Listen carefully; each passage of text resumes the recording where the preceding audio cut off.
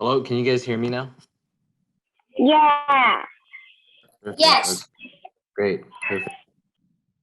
So for anyone new in the class, we're covering 20th century world history. And just as a starter, does anyone want to take a guess of what this picture is?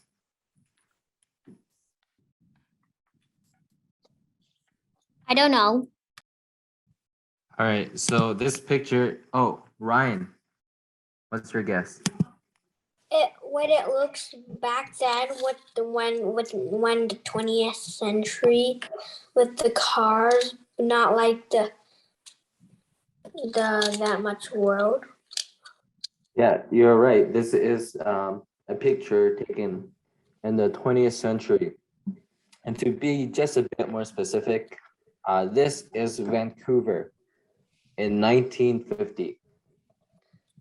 Yeah, it looks very different, right?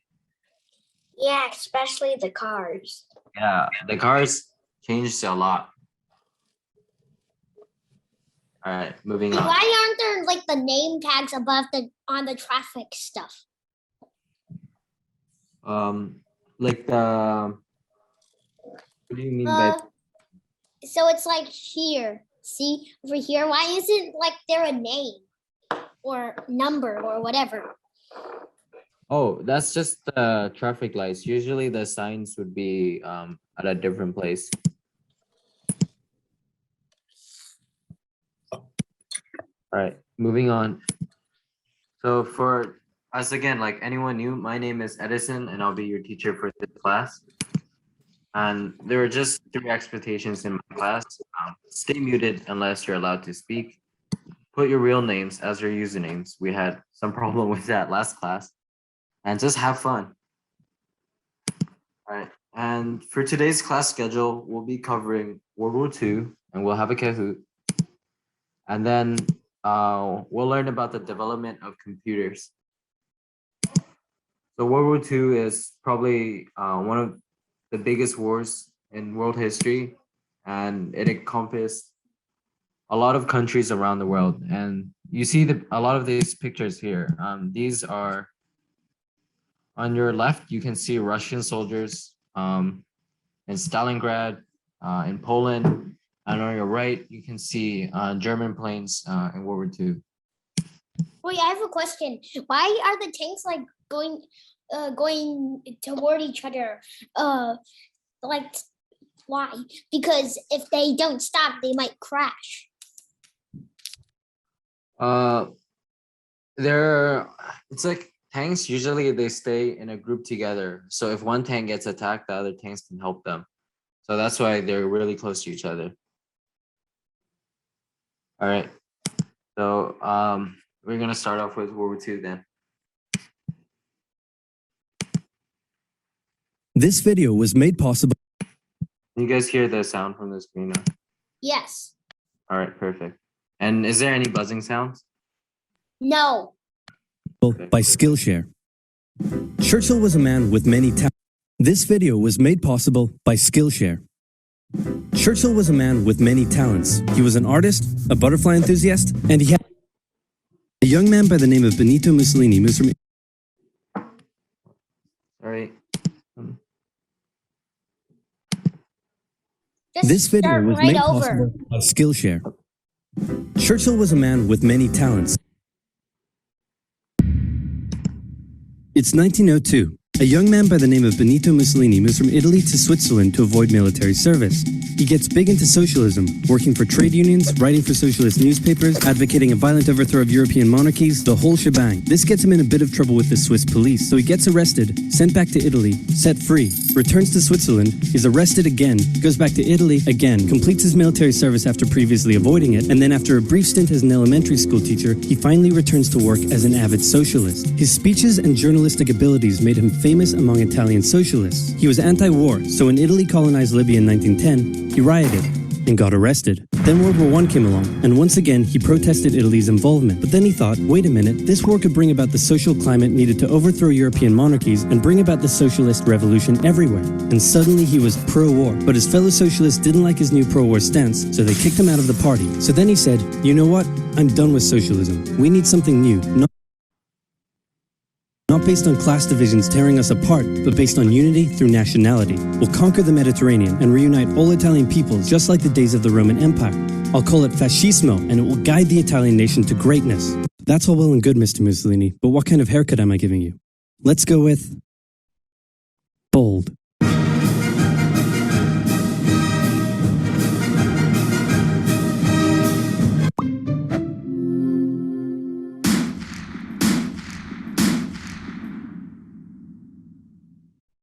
Italy had been on the winner's side in World War I, and they hoped they were going to get a lot out of it, but in the end, they only got a little, and they felt cheated. On top of that, a bad economy and weak governments meant that the Italian people were a little unhappy. So when Mussolini came along and said that he could fix everything, his fascist movement gained a lot of support. In 1922, he went to the king and said, "Make me prime minister, or I'll make me prime minister." And the king said, "You and what army?"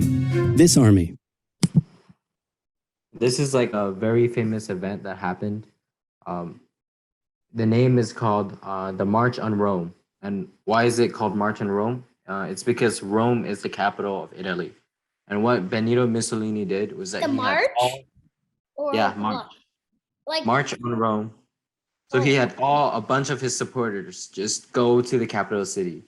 And then because there were so many people, the government was intimidated and scared. So that's how Benito Mussolini came into power. Fair enough. Then he went about establishing a dictatorship with himself at its center. Europe had its first fascist dictator. Next up, Germany. Germany had been on the loser's side, and they got absolutely wrecked by the Treaty of Versailles. They lost territory, had to demilitarize the Rhineland, had to reduce their army to just 100,000 men, couldn't have an air force, had to pay the Allies a huge amount of money that it didn't have, and a new rule was established that every Englishman withheld the right to walk into the center of Berlin, pick out any German they wanted, and spank the hell out of them. I made that last one up, but it helps you understand how all this felt to Germans. So you guys remember from World War I class, it was because of Austria-Hungary that Germany joined the war, right? But in the ending phase of the war, everyone blamed Germany for the war. So you can understand why the Germans were really mad, right? Like they were blamed for starting the war that they didn't start. On top of that, a bad economy and weak governments meant that when a small angry man with a silly mustache came along and said that he could fix everything, the German people loved it. Hitler had been a soldier during World War I, and he was crazy patriotic, and nobody was madder than him about Germany's humiliation. He helped start a new political party, and in 1923 attempted a march on Munich with his boys. So fun fact about this one, Hitler was really inspired by Benito Mussolini. So he tried to do the same thing. And then he got arrested. But his popularity grew and grew, and in 1933, the president made him chancellor. He believed he was Germany's great destined savior, and he went full megalomaniac, establishing a dictatorship with himself at its center. Europe had fascist dictator number 2. Hitler and Mussolini had a lot of the same ideas, but more importantly, they had the same enemies, and they started to get along. Anyone else want to be friends? Franco? No? You good? I do. Who's that? It's Japan, and they've taken over northern China. Let's rewind a bit.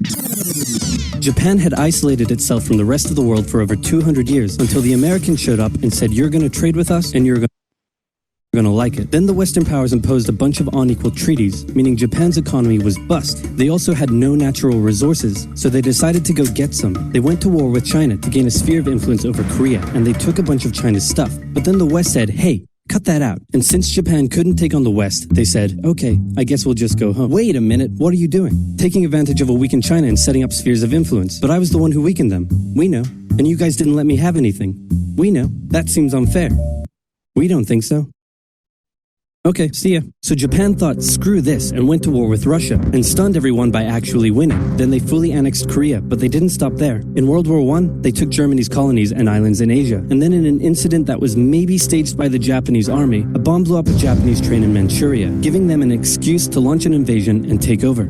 So here's the situation. Nazi Germany, Fascist Italy, and Japan all believe they're racially superior, all feel hostility towards the Allies, and all want to militarize and take over more stuff. So one important part about all three of them is that they think they're racially superior, right? So what they're trying to say is, oh, because I am Japanese or because I'm German, that means I am better than you, which of course is, a really racist way to think of things. So they did. Let's start with Germany. Hitler hated the Treaty of Versailles, and now he was ready to begin undoing it. In complete violation of the treaty, the first Luftwaffe squadrons were set Luftwaffe in German it means Air Force. up, conscription was introduced, and he pimped up his army. The Allies did nothing. Then Hitler sent his army back into the demilitarized Rhineland, giving orders to immediately retreat if the Allies showed up. The Allies did nothing. With his military re-strengthened, he could now move on to step 2.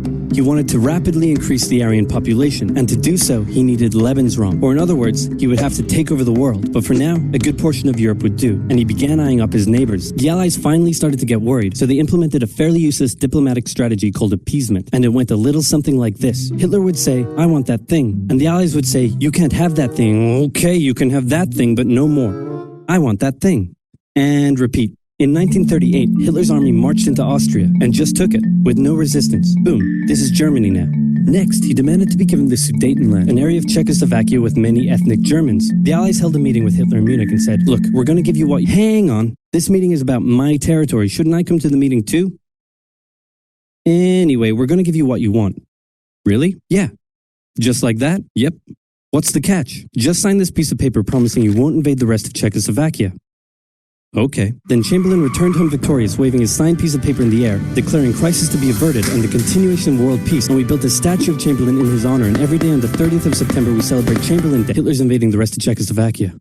What? He's invading the rest of Czechoslovakia. Oh. You lied to me. What do you expect? I'm Hitler. Not to be outdone, Mussolini also wanted to get in on the action. He thought to himself, isn't there a not yet colonized nation somewhere which is so underdeveloped that the people would be defending themselves against our tanks with literal bows and arrows and wooden spears? Oh, there is? Fantastic. And so he took it. Italy also wanted to control the entrance to the Adriatic Sea, so they occupied Albania. Then, in another incident which was maybe staged by the Japanese, gunfire was exchanged by Japanese and Chinese troops at the Marco Polo Bridge, and the Japanese launched yet another invasion against China. They swept through Beijing and Shanghai, and then advanced through the Yangtze Valley to China's then capital, Nanking. It was here that saw the worst of Japan's shocking atrocities committed against the Chinese people. Back in Europe, Germany and Italy made their relationship status official by signing the Pact of Steel. Then, Hitler turned his eyes towards Poland and the hated Polish corridor, splitting Germany in two. At this point, the Allies really had to put their foot down, and they warned him that an invasion of Poland would mean war. Hitler had planned to continue his advance eastward, but he didn't want to end up fighting a war on two fronts. So for now, he made an alliance with Stalin, saying, "How about we both invade Poland and split it between the two of us, and I definitely won't not refrain from not betraying you sometime in the future."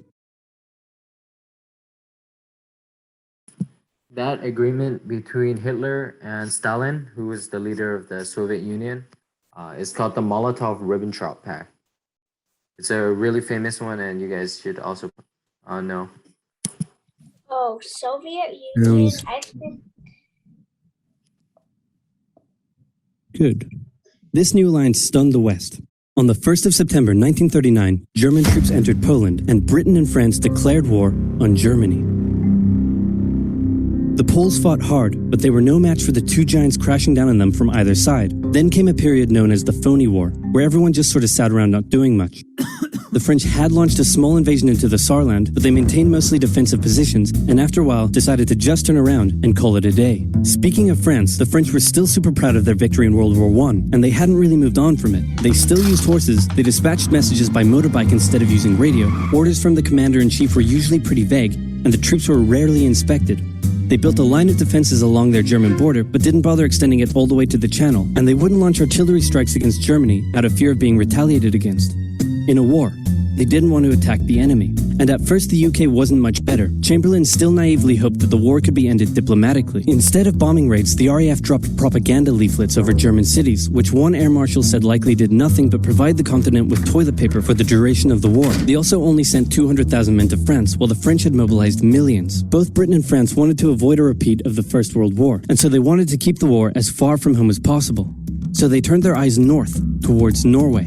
Neutral Sweden was exporting iron ore to Germany through neutral Norway, so the Allies asked them if they could please stop exporting iron ore to Germany, but this request was refused. Then, the Soviet Union attacked Finland, so the Allies said, how about we land troops in Norway and move them across Sweden to go help out your good pal Finland, and along the way maybe take control of all your armfields. But Norway and Sweden still said no. So the UK mined the waters around Norway to force any transport ships into international waters, and they also attacked a German tanker they found in the area. Hitler realized what the Allies were up to, and he quickly moved to secure his supply of iron ore. He launched an invasion through Denmark into Norway. The Allies rushed to land troops at key ports along the coast, but Germany had taken control of Norway's airfield, and their air superiority decided the fight.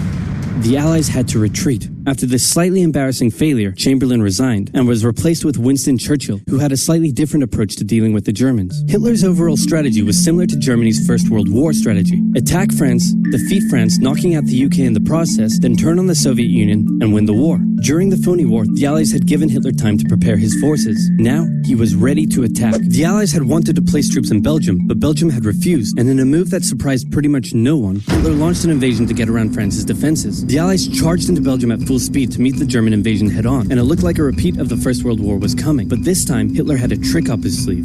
Blitzkrieg. As the Germans advanced, they sent thousands of refugees westward, slowing down the Allies. Then, to the south, the French had left the Ardennes, an area full of hills and forests, pretty underdefended because they thought it was naturally impenetrable. Well, the Germans were about to penetrate it with everything they had. They smashed 50 Wehrmacht divisions through and encircled the Allied armies at lightning speed. The best of the Allied forces were now trapped. The Germans squeezed in from all sides, taking out France's best armies and nearly wiping out the British too, but they managed to make a desperate last-minute escape at Dunkirk, with British civilian ships even making the perilous journey to bring their young men home. With most of the French forces depleted, the Germans breezed through, taking Paris, and France fell. What the Germans couldn't do in World War I, Hitler had done just like that. Hitler hoped that with the fall of France, the UK would also lose hope and sue for peace. But quite annoyingly, it didn't, and he needed to secure the Western Front, so he tried to force them into submission with mind games. The UK were now all alone, and Hitler wanted to emphasize that. First of all, just before France fell, Italy finally declared war on the Allies, making the UK's situation even worse. Next, instead of just occupying all of France, Hitler occupied the coastal areas for defense, but allowed France to continue its existence as a German puppet state. This way, it looked like the UK's old ally had decided to switch sides. Hitler also hoped that the UK wouldn't attack any of her old allies' navy bases or colonies in Africa, giving Hitler an extra line of defense to the south. But the UK made sure to respond to this by sailing down to France's navy base in Algeria and wrecking a bunch of ships. So have at it. Hitler then began laying down plans for an invasion of Great Britain. Before German troops could land on British soil, he would first need air and naval superiority across the Channel. Waves of German bombers came, while the completely outnumbered RAF worked bravely around the clock in an attempt to quell the German attacks. At first, the Luftwaffe targeted British ports and coastal facilities. Then it attacked RAF bases, crippling the RAF's ability to defend the nation. And it looked like Hitler's Great British invasion was coming. But then, Churchill ordered a small, pretty insignificant bombing raid over Berlin. It didn't do much damage, but Hitler was furious, and he immediately ordered the Luftwaffe to refocus its attacks on civilian targets in London. Children were sent off to the countryside away from their parents to avoid danger, and frequent trips to air raid shelters became a daily occurrence. But British morale held firm. Smiling, knitting, lounging casually, these people have balls of steel. This refocusing on London also gave the RAF breathing space to reorganize, so Hitler kind of shot himself in the foot there. Just the foot for now. Finally, the Luftwaffe sent one massive all-out attack on London, and the RAF successfully repelled it, destroying many of the German aircraft and placing air superiority firmly in British hands. And that battle over London was called the Battle of Britain because, you know, how important it was for the protection of the British Isles. Hitler's invasion had to be postponed, but the bombing of British cities continued for some time.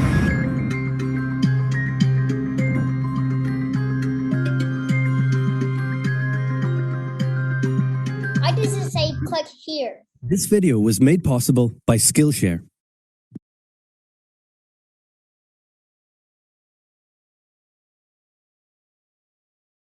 This video was made possible by Skillshare, an online learning community. Stick around until the end of the video to learn how you can get an exclusive deal just for oversimplified viewers. So what else is happening?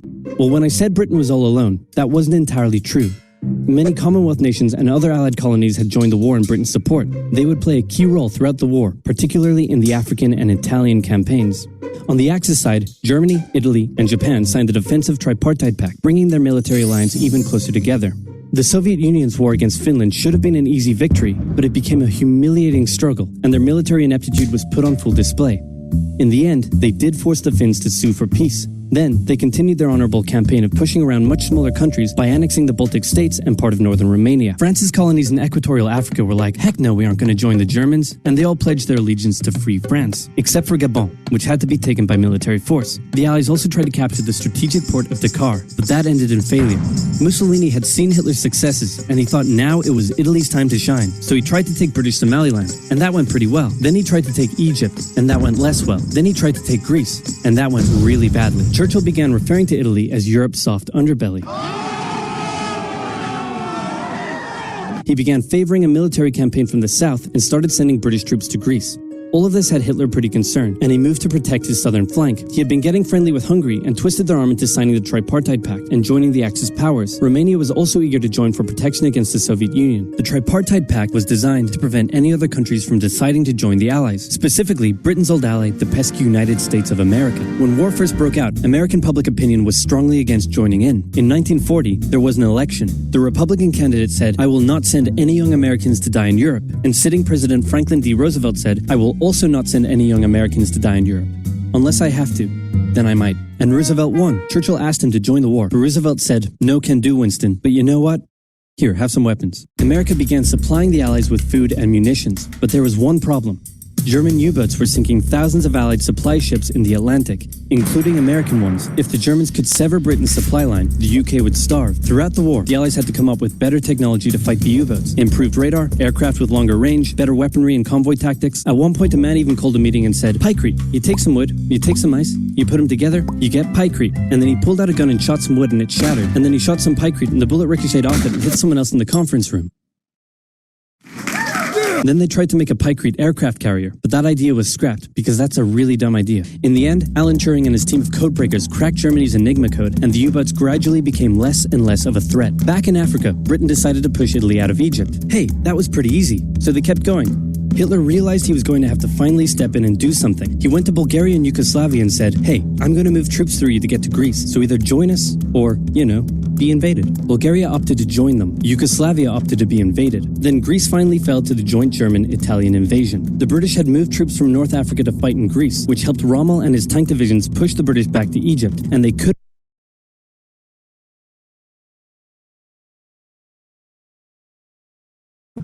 So in case you guys missed the name of the German general, his name is Erwin Rommel, and he's a really famous general, and he's called the Desert Fox. The Desert Fox because he was really good at fighting in the desert, and he was able to use his smaller army to beat the British army. could have kept going, but a small, mostly Australian force held out under siege for 8 months in Tobruk, denying the Germans a strategic port city and disrupting their supply line. Despite having some success in the Middle East, the British didn't seem like any real threat for now. Hey, Soviet Union, look out! With 3 million troops, Hitler launched the largest ground invasion in history, and Stalin was far from ready. Yep, and alongside with it being the biggest invasion in world history, 3 million people. That's more than everyone in Vancouver.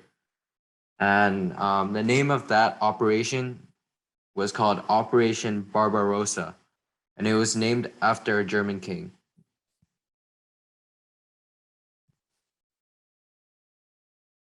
Both Churchill and Roosevelt had warned him of an impending attack, but he dug his head in the sand and the Soviets didn't stand a chance. Germany made staggering progress, with huge encircling movements capturing mind-boggling numbers of Russian troops. 250,000 at Bialystok, Minsk, 300,000 at Smolensk, nearly 700,000 at Kiev, and again at Vyazma and Bryansk. Leningrad was put under a siege that would last an insufferable 4 years. The invasion of Russia had been Hitler's main ideological goal from the beginning, and his hatred for the ethnic peoples there was now unleashed in all its fury. The Eastern Front of the Second World War was brutal for all that endured it. The Germans were now inside of Moscow, and that's it.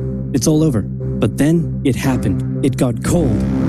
Stupid cold. Hitler had hoped the Soviets would give up before winter, but they kept fighting. His commanders came to him and said, "Can we please dig in for the winter and wait until spring?" "No, keep going." "But oil is literally freezing inside our vehicles." "That's fine, keep going." "We're having to leave the corpses of our frozen horses by the side of the road so we can still find our way in the snowdrift." "Perfectly normal, keep going."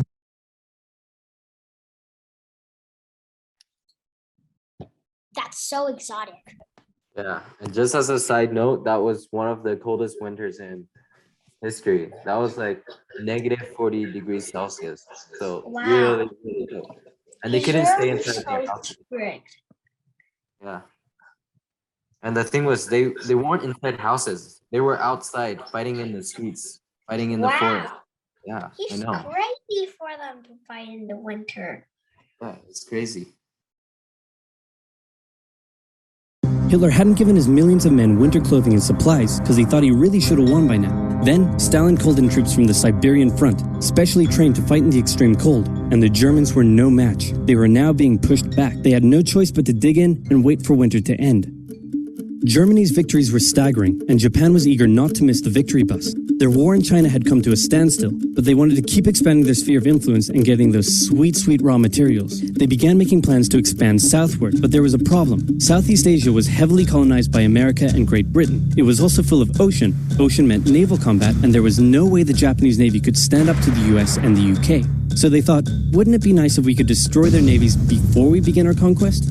And so it was. On December 7th, 1941, the Japanese launched a surprise air raid on the US Pacific Fleet at Pearl Harbor and inflicted a huge amount of damage. They also attacked British colonies in Southeast Asia. Roosevelt had no choice but to declare war on Japan, and so did Churchill. Hitler then declared war on America, even though he totally didn't have to. The attack on Pearl Harbor seemed like a big Japanese victory, but they didn't attack any of the naval repair yards, fuel storage tanks, or the submarine base, meaning the Pacific Fleet would be up and running again pretty soon. In the meantime, though, the Japanese were able to begin their conquest. They took Guam, the Gilbert Islands, Wake Island, Hong Kong, and the Philippines. They forced Thailand to join them so they could march their troops through to Malaya. They swept through Singapore, North Borneo, the East Indies, New Guinea, the Solomons, and they were now threatening northern Australia and the borders of India. Japan's victory had been as staggering as the Germans, and it reinforced the Japanese idea that this was a divine war which they were destined to win. But their victories had been based on speed, not power, and power would eventually catch up with them. For now, though, in all occupied nations, the people suffered. Persecution, forced labor, harsh punishments for any who spoke out against their occupiers. In Europe, the Nazis were rounding up ethnic minorities and other unwanted groups and individuals. In particular, millions of Jewish people would suffer through the terrible events of the Holocaust. Brave resistance movements rose up in defiance of their invaders, while the people held out for hope. And hope was coming.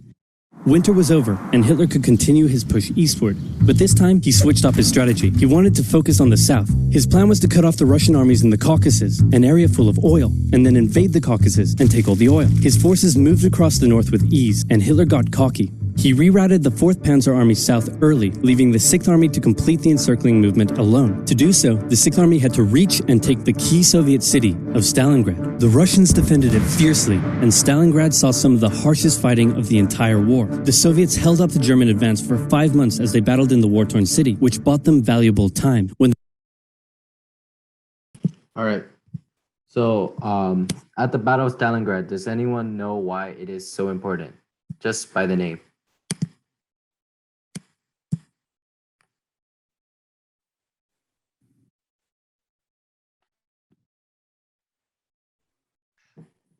Lyndon, do you want to take a guess? I think I need to draw. So it's because I think here has a river, and then here is one side of the river thing, or one station. So if they get over here, they cut off over here. So and then they have a big river to cross, I think. Yep, that is correct. That is one of the reasons why Stalingrad was so important. So the river you see here is the Volga, and it is Russia's biggest river, right? So by being able to cross that river, like Lyndon said, they'll be able to cut off the Russian armies down here. But there is something even more important. Did you see the name? Capital? No. Do you see here Stalin? And do you know who Stalin was? The king or something? Yulin, yeah, you can give it. I think it was the king's name. Yep, that is correct. Stalin is the name of the leader of the Soviet Union. And Stalingrad just means Stalin city. So that was a city with his name. And imagine losing your own city. If no one would want that, right? So Stalin put a lot of troops in it. And it turned into the biggest battle in World War II. and probably the most important battle. And if I'm correct, there was a total of 2 million people fighting in that battle alone. So that's all Vancouver in one huge battle. That's crazy, right? All right. The Germans had first launched their invasion a year earlier. The Soviets had moved their factories to the east. Those factories had been building a butt-ton of tanks and aircraft and getting the Soviet army up to scratch. Now, it was ready. Stalin gathered his new and improved forces around the city, and in an attack that resembled Hitler's own encirclement tactics, they began surrounding the Sixth Army. Hitler's commanders came to him and said, "Hey, maybe we should retreat." But Hitler said, "No, you stay." The entire Sixth Army was trapped and had to surrender. With complete air superiority, the Soviets started pushing westward. For Stalin, it was a resounding victory. For Hitler, an absolute catastrophe. Things also weren't looking too good for Hitler elsewhere. With America now in the war, Allied bombing over German cities reached devastating levels. In Africa, the British had pushed Rommel back again, then they were pushed back again, and finally, after a decisive battle at El Alamein, and with American and British troops arriving in the west, the Germans and Italians were squeezed out of Africa. Japan was also already seeing its rapid success being turned around. They attempted to take the island of Midway, but the US Navy was ready for the attack, and they sank Japan's carrier. Actually, they sank a lot of them. It was a battle from which the Japanese Navy would never recover. That British, was Indian, and Battleship. Chinese troops held the line in the Yeah, that's Battleship. But That's the game. yep, that's the game. But you see, 4 carriers, that's a lot of ships being sunk, right? And those carriers were super, super expensive. Remember from the World War I video where it said that the boats are expensive? Yeah, they lost 4 carriers. That's crazy.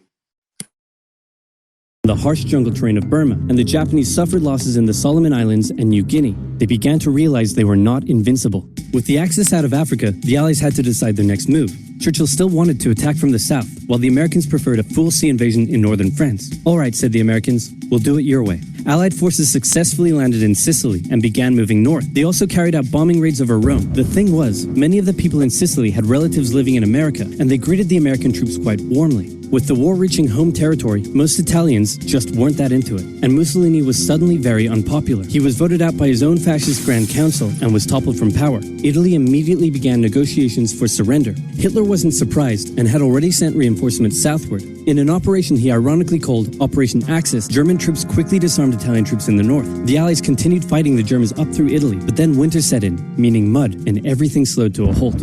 "All right," said the Americans, "let's do it our way as well." Germany had made itself a lot of enemies, and millions of Allied troops had been gathering in England as factories worked around the clock producing the war material needed for a super crazy massive, the likes of which the world has never seen before, invasion of Europe. The Germans knew an Allied invasion would come, but they didn't know where it would land. Thanks to Allied deception tactics, they thought there was a pretty good chance it would come at Calais, but the Allies were really going to land in Normandy because it was less fortified and the beaches were nicer. Under the careful planning of General Dwight D. Eisenhower, the invasion that had been long in the making was just about ready to go. Just one thing was preventing the launch: the British weather. For a short while, everyone sat around waiting for a decent day, and then it came. On the night of June 5th, over 1,000 bombers took off and raided coastline defenses, while paratroopers were dropped inland in a bit of a chaotic operation, tasked with sabotaging defenses and capturing key bridges to stop any German reinforcements from reaching the beaches. Early the next morning, the barrage came, as Allied ships fired a huge number of shells at the German fortifications, and then the landings. The Americans at Utah and Omaha, the British at Golden Sword, and the Canadians at Juneau. It was a tremendous struggle with a great loss of life,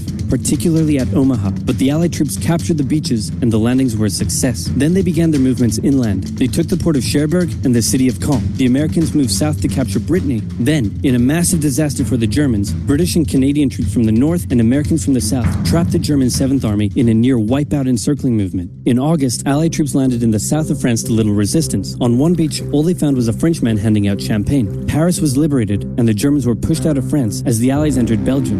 In the Far East, the Allies started to push the Japanese out of Burma, as the Americans launched a two-pronged offensive in the Pacific. In the south, General MacArthur led the push to liberate the Philippines, while General Nimitz oversaw the brutal island-hopping campaign. American forces had to make hard-fought landing after hard-fought landing on fiercely defended small islands as they moved steadily towards the Japanese mainland. The Japanese believed that the greatest thing a person could do was to die in battle, and the most dishonorable act was to surrender. As a result, they fought ferociously to the very end, and the closer the Americans got to the mainland, the more ferocious the resistance became. In February 1945, the Americans captured the island of Iwo Jima, and an intense firebombing campaign of Japan's wooden cities began.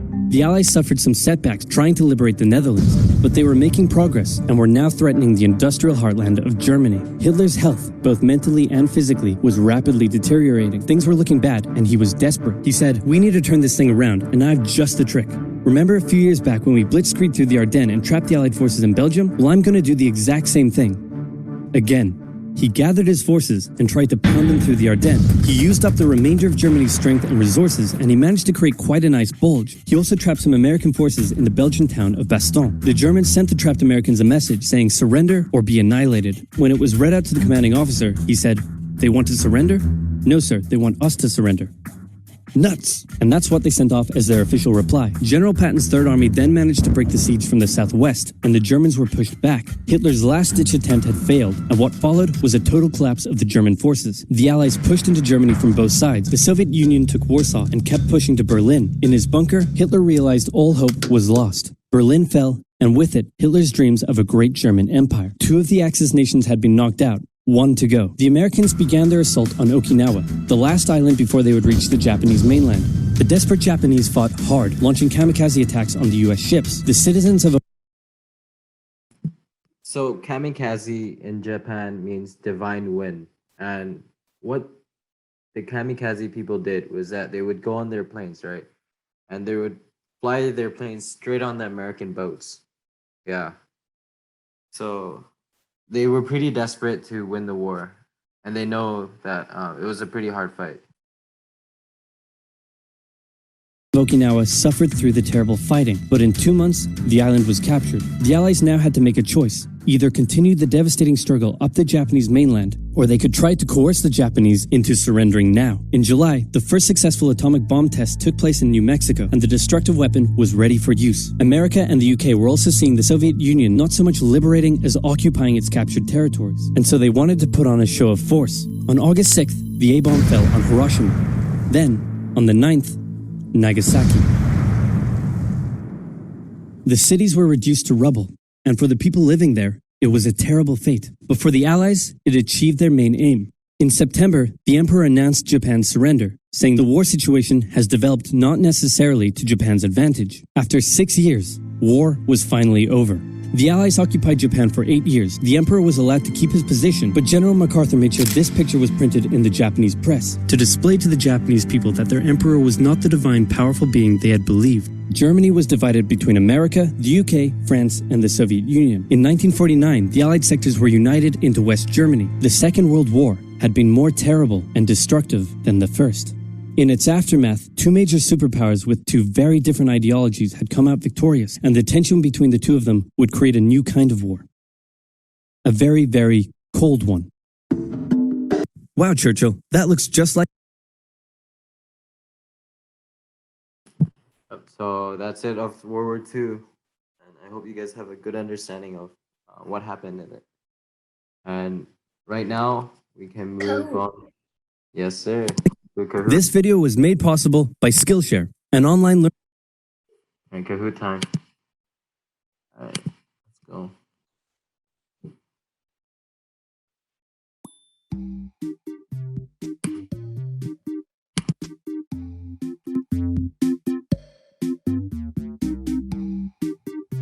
Remember to put your real name, yeah? No random usernames.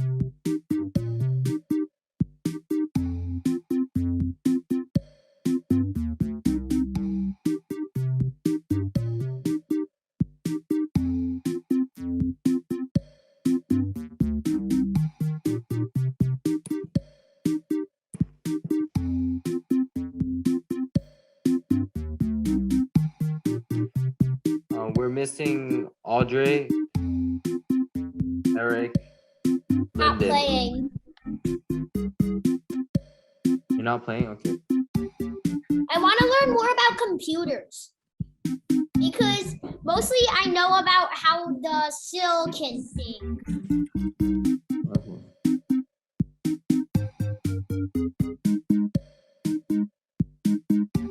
We're gonna play the game that now though, so I think you should just join.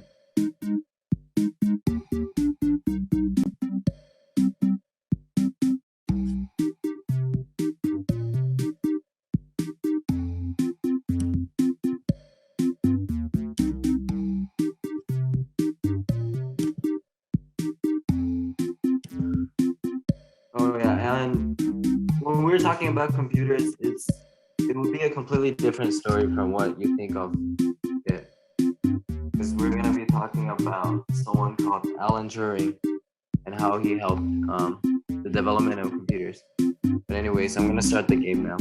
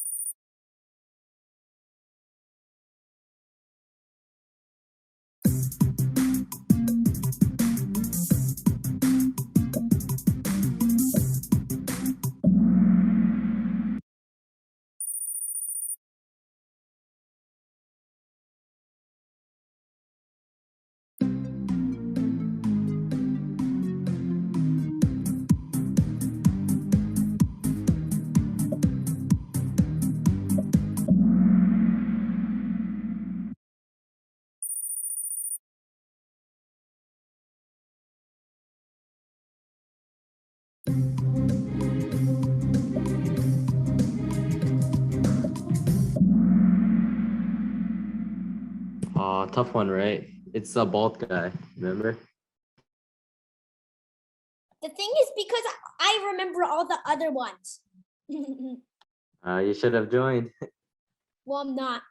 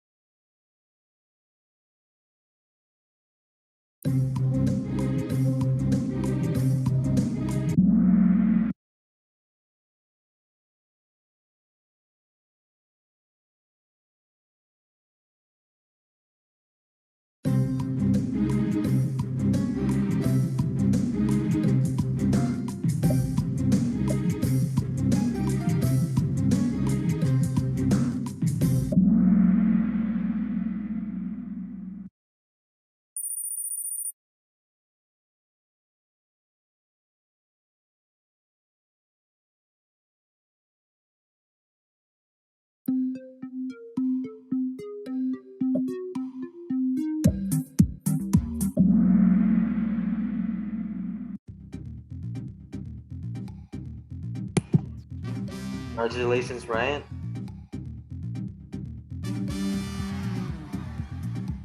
Congratulations, Andre, and great job, Yelin.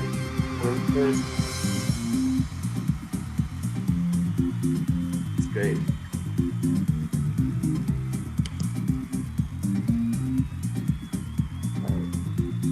Wait, I thought there were 24 questions. There's only 23 questions in it. Wait, then why did it say 24? Where? It said on the thing when it said which question you're on. Oh, really? Then it's probably an Yes. error then.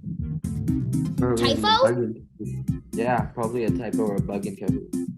Oh, Sometimes cool. that happens with computers. All right. So since we only have 5 more minutes in class, I think that's perfectly fine. I'm gonna talk a bit about computer development, and tomorrow we can talk about the guy who was behind it.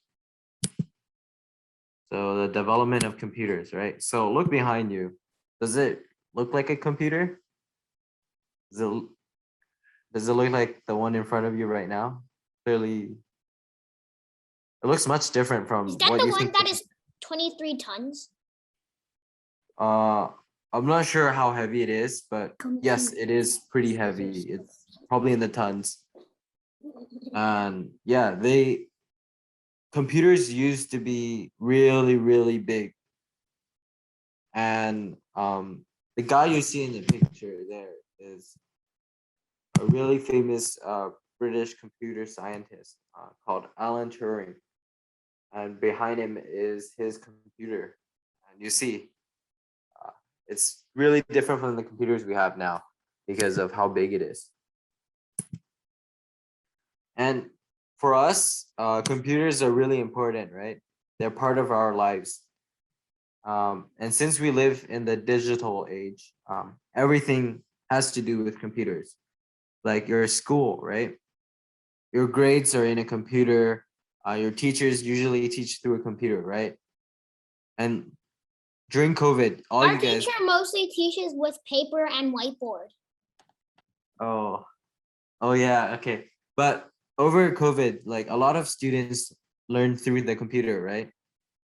Through A Zoom. lot of computers. Yeah, through Zoom.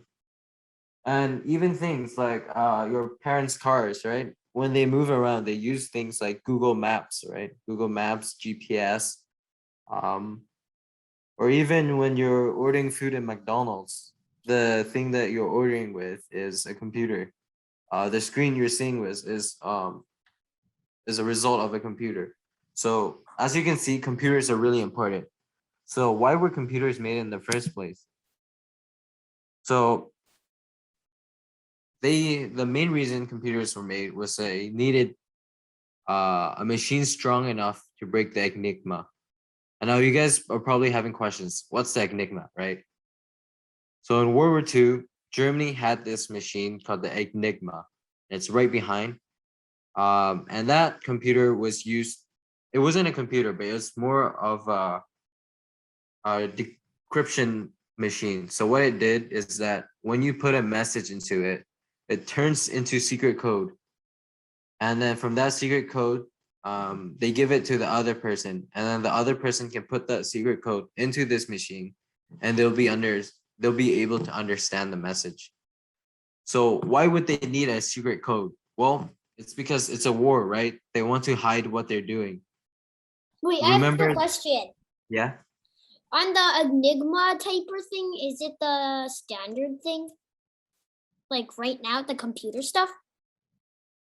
Well, it's fun not. fact, no, it's not. Yeah, the modern computer typing thing wasn't made until much later, but it was really similar, right? It's pretty close to what you have. And what made the Enigma so special is that it could make a lot of codes. You see those 4 motors within it? Each motors was a combination of secret codes. And in total, the Enigma had billions of possibilities of the code. So for a human to understand that code, right, it'll take an infinite amount of time to check which code works, right? And the Germans were switching it every day. So it was kind of impossible to break the code by just brute force, by just having humans try to guess which code it is. So that's why the British commissioned the Bletchley Park to create a machine strong enough to break the Enigma, so they can understand what Germany was doing in World War II. And the most important guy behind this was a man called Alan Turing. And Alan Turing would later become the father of computer science theory and artificial intelligence. And personally, he's one of Artificial the... intelligence is AI. Yep, that's correct, AI.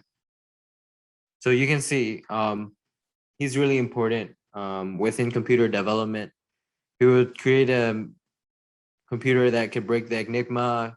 He'll also teach us how to make algorithms. So like special ways to solve problems quicker. And for me, he's one of my personal heroes because of the great things he did. And he did this all in secret because of the war, right? People weren't supposed to know that there was this project going on. And in next class, we'll be watching a video about him. And since it's already 8:30, and I think that's it of today. The most famous of All right, I think, and that's the end of the class. And we'll have a short Q&A session in case anyone has any questions about what we're gonna learn tomorrow in next class, or any random questions that they have about World War II. I'll be happy to answer. I do. Sure, Lyndon, what is it? So why is it called the English channel? Why not the, French channel or something? yeah, like French, Okay. English, or Well, English, I have French? 2 reasons for you. What language are you speaking right now? English. Yeah, so of course they'll name it after themselves, right? Right. And the second thing is Well, that piece of water is really important to England, because that's the reason why many countries failed to invade England, like Germany in World War II, right? Time is ticking. All right. Can we Um, yeah. For the rest of the class, if you don't have any questions, the class Bye. has ended, so you're free to go. So Bye. bye. Bye. Bye. Have a good night.